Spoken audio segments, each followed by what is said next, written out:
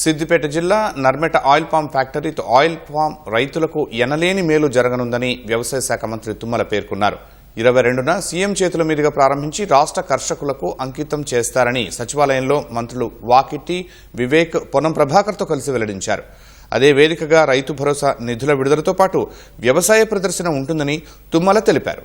ఎన్ని ఆర్థిక సమస్యలు ఉన్నా రైతు సంక్షేమ కార్యక్రమాలు ఆపకుండా ముందుకు వెడుతున్నామని వివరించారు. మొక్కజొన్న కొనుగోళ్లలో కేంద్రం సహకరించడం లేదని అసంతృప్తి వ్యక్తం చేసిన మంత్రి తుమ్మల రైతులకు అండగా కొనుగోలు చేస్తున్నామని భరోసా ఇచ్చారు.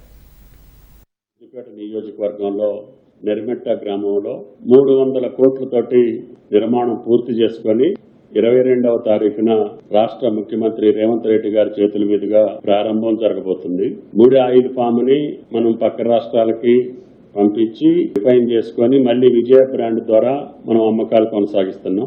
కేవలం 16 నెలల కాలంలోనే పూర్తి చేసి పశుసంవర్ధక శాఖ, వ్యవసాయ శాఖ, ఉద్యానవన శాఖ అందరం కలిసి రైతు ప్రదర్శన కూడా ఏర్పాటు చేశాం.